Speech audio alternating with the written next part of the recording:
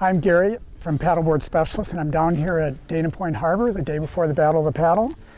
And we're just about to go out and test two of Joe Bark's new Surftech creations, the new Candice Elite. And this is actually Candice's personal board. So Candice, thank you so much for giving us the opportunity to borrow it to do this short test.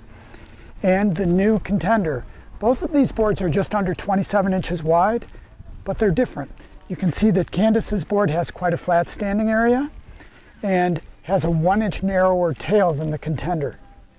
When you look forward on the boards, the noses may initially look the same, but the thickness of the nose on the Contender is quite a bit higher than on the Candice.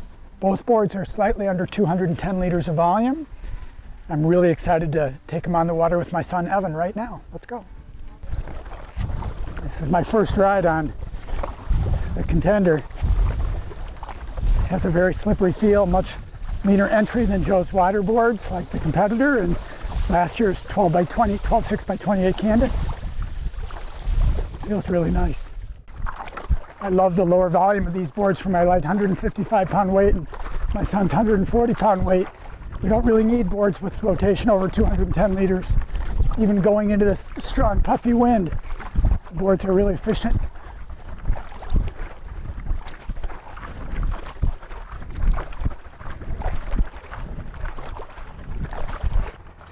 So now we've switched and I'm on the Candice and Evan's on the Contender. Really interesting to feel the difference. The one thing that I couldn't tell on shore is this board has a little bit more rocker.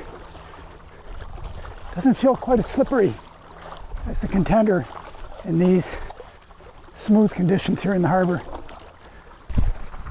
Once again, I like how petite both these boards feel with their lower volumes. It's clear to me this board has a little more rocker and not quite as much flat water oriented, though it's still quick. It's not what I would describe as the fastest flat water board. In smooth conditions, I like the Contender better. I can see how Candice would love this in a surf race like Battle of the Paddle tomorrow.